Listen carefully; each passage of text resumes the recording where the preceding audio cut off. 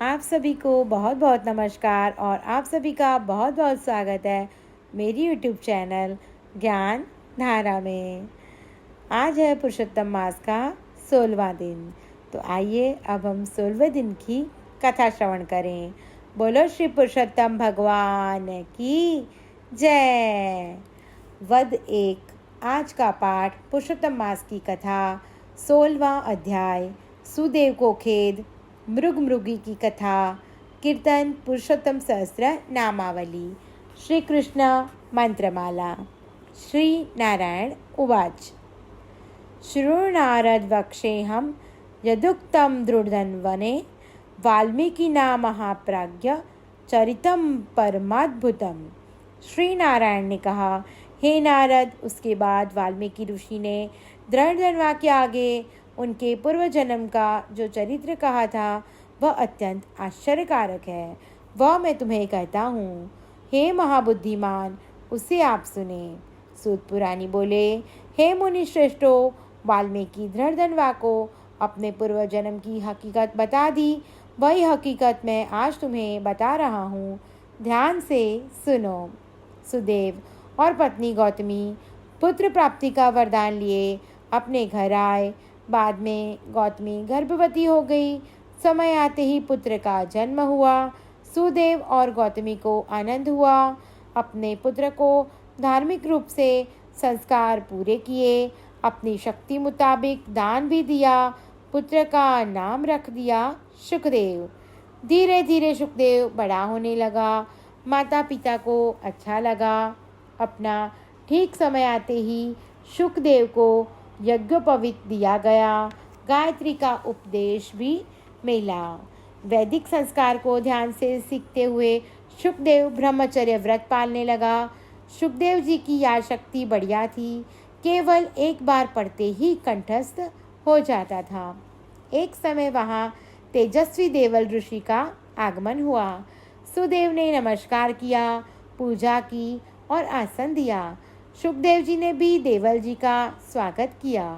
देवल ऋषि की नज़र सुखदेव जी के हाथ पर पड़ी गई। देवल ऋषि आश्चर्य में डूब गए। सुखदेव जी के हाथों में छत्र, 2 चामर, जल सहित बीच वाला भाग त्रिवल्ली से शोभित था। ऐसे निशान देखते ही देवल ऋषि बोले, सुदेव, तुम्हारा पुत्र भाग्यवान है, मगर एक दोष है। जब वह 12 साल का हो जाएगा तब जल्द से उसकी मौत होगी। मगर उस समय आप चिंता मत करना। देव की इच्छा के आगे किसी का न कुछ चलता है न चलेगा। जो जन्म लेता है वह अवश्य मरता है। ऐसी बात बताकर देवल जी ब्रह्मलोक में चले गए। इधर ऐसी बात सुनते ही सुदेव बेहोश होकर जमीन पर पड़े।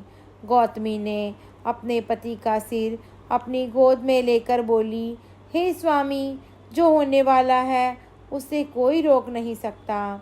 भगवान रामचंद्र जी, युधिष्ठिर और नल जैसे धर्मात्मा को दुख झेलना पड़ा है।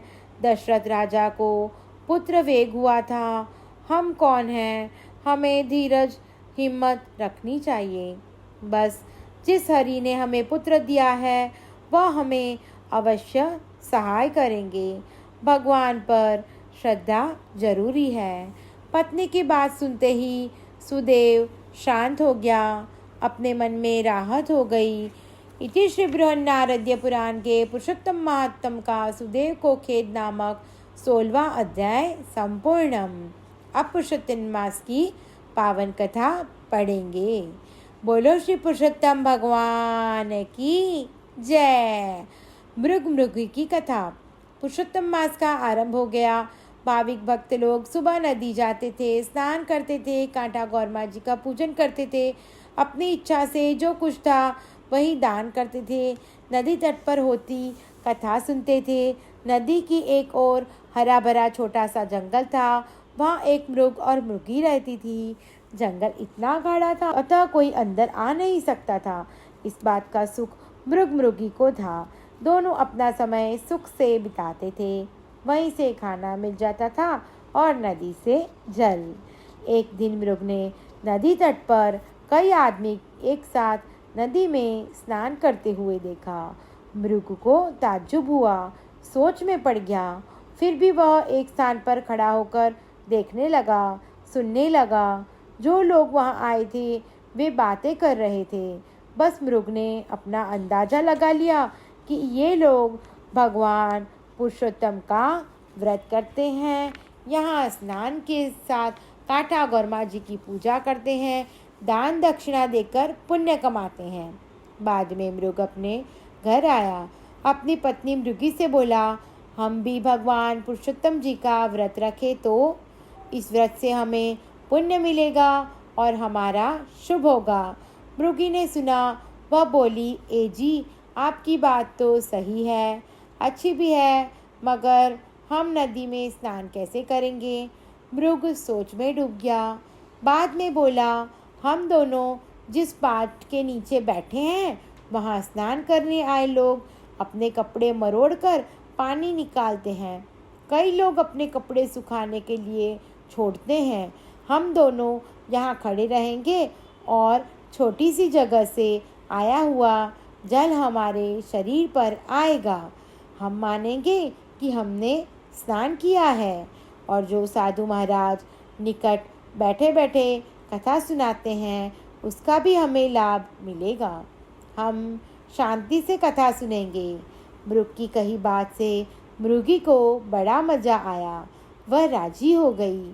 फिर भी मृगी ने सवाल खड़ा कर दिया, यहाँ जो लोग आते हैं वह दान दक्षिणा देते हैं, मगर हम क्या देंगे? हमारे पास ना पैसा है, ना कोई कपड़ा, ना अनाज, हम क्या दे सकेंगे? एक बार फिर मृगी चिंता में पड़ गए। कुछ देर तक सोच के मृग बोला, मुझे होता है कि हम बोल नहीं सकते हैं, लेकिन हरे घास का दान दे सकते हैं। अपने पति की सीधी बात मृगी समझ न पाई और बोली, जरा अच्छी तरह से बात करो, मैं समझ पाऊँ। मृग ने कहा, सुनो, सामने एक गाय खड़ी है, उसे हम हरा घास दे सकते हैं। लगता है गाय को कई दिनों से हरा घास खाने नहीं मिला, शायद वह थोड़े दिन में मर जाएगी। क्यों हम उसे हरा घास ना दें? वैसे गाय हमारी माता है, हमारी घास से वह बच जाएगी। दोनों को बात पसंद आ गई। उन्होंने भी पुरुषोत्तम मास का व्रत करने का संकल्प किया और अपनी सोच मुताबिक चलने लगे। दोनों हरा हरा घास लाने लगे और भूखी गाय को दान देने लगे। एक समय था जब गाय अपने पैरों पर ठीक खड़ी नहीं रहती थी। अब हरा हरा घास खाने से वह कुछ शक्ति पा सकी थी। मृगी का एक काम बन गया था, नदी में स्नान करना, कथा सुनना, गाय को हरा हरा घास देना। बाद आखिरी दिन आ गया। गाय इंसान तरह बोलने लगी। वह मृगी को कहने लगी, आपने पुरुषोत्तम मास का जो व्रत किया है वह देखकर मैं प्रसन्न हुई हूँ। अब मेरी बात जरा ध्यान से सुनो। आप दोनों बोल सकते नहीं, कुछ कर सकते नहीं, फिर भी भगवान पुरुषोत्तम जी का व्रत करके जो अच्छा किया है उसका फल अवश्य मिलेगा।